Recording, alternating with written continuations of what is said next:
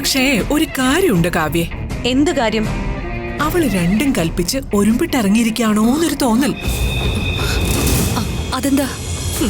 ഒരു കോഫി എടുത്തു തരാൻ എത്ര നേരം വേണം? 5-10 മിനിറ്റ്.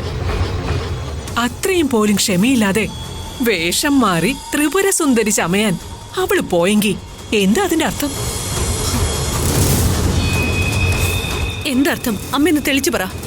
കൃഷ്ണ ജോഗിങ് കഴിഞ്ഞു വരാറായില്ലേ? രാവിലെ തന്നെ ഒരുങ്ങി ചമഞ്ഞ് അവന്റെ മുൻപിൽ പോയി നിൽക്കുക. അഴിഞ്ഞാട്ടക്കാരികളുടെ പ്രധാന വശീകരണ തന്ത്രമാണ് ഈ ചമഞ്ഞൊരുക്കം. ഏതു പുരുഷനും അതിൽ വീഴും. മോളെ, എന്തു പറ്റിയേ? എനിക്കിനി ജീവിക്കണ്ട. പൊട്ടത്തിനും പറയാതെ ഇവിടെ നോക്ക്. എന്താ കാവ്യേ, നീ കാര്യം എന്താന്ന് പറ.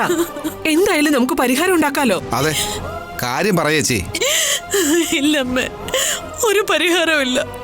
അത് നീയാണോ തീരുമാനിക്കുന്നത്? എന്തായാലും പറ മോളെ. ഭരത്തെ, കാര്യം എന്താണെന്നൊന്ന് അറിയണല്ലോ. നീ ഒന്ന് ശാന്തിയെ വിളിക്കേ. വേണ്ട, ആരെയും വിളിക്കണ്ട. വേണ്ടെങ്കിൽ വിളിക്കുന്നില്ല.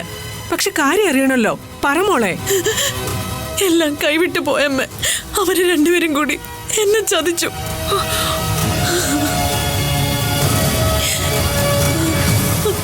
രാധിക, അവള് ഗർഭിണിയാണ്.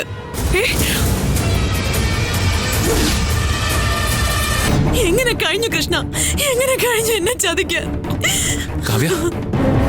ദൈവത്തെ പോലെ കരുതിയല്ലേ നിങ്ങളെ ഞാൻ ഇത്ര നാളും സ്നേഹിച്ചത്, ആരാധിച്ചത്. എന്നിട്ടും എങ്ങനെ കഴിഞ്ഞു ഇവളുടെ കിടപ്പറ തേടി പോകാൻ? കാവ്യ, അനാവശ്യം പറയരുത്. മിണ്ടരുത് നിങ്ങള്. ഞാൻ എന്റെ കണ്ണുകൊണ്ട് കണ്ടതാ.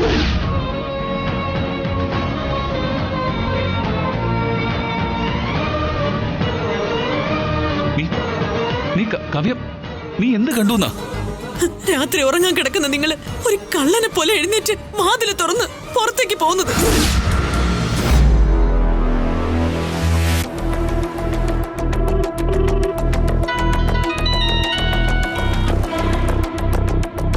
ഹലോ കാവ്യമോളെ. ശാന്തി ആന്റി എവിടെയാ? ഞാനിവിടെ ക്ലിനിക്കിലുണ്ട്. ഒരു സംശയം ചോദിക്കാൻ വിളിച്ചതാ.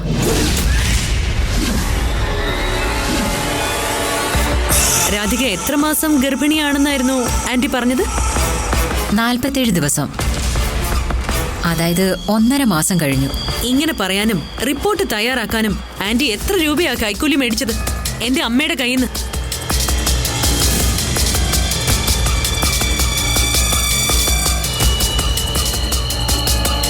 ഞാൻ ചോദിച്ചത് ആന്റി കേട്ടില്ലേ? അതോ ചോദ്യം മനസ്സിലായില്ലേ? മോളെ, അത് എല്ലാം അറിഞ്ഞുകൊണ്ടാ ഞാൻ ചോദിക്കുന്നത്. എന്റെ അമ്മയെ ആന്റിയുമായിട്ട് നടത്തിയ ഗൂഢാലോചനകൾക്ക് മുഴുവൻ തെളിവുകൾ കിട്ടിക്കഴിഞ്ഞു.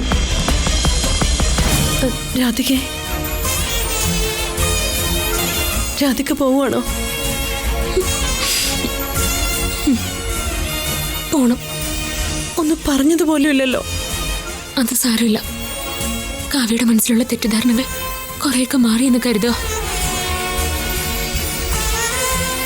ബാക്കി ഞങ്ങൾ പോയി കഴിയുമ്പോൾ മാറിക്കോളും. രാധിക ആരുടെയും ജീവിതത്തിൽ നിന്ന് കൈയിട്ട് വാരി ശീലിച്ചിട്ടില്ല ഇതുവരെ. കാവ്യ ഔദാര്യപൂർവ്വം വെച്ച് നീട്ടിയതൊക്കെ സ്വീകരിക്കേണ്ടി വന്നിട്ടുണ്ട്. അതെന്റെ ഗതികേട്.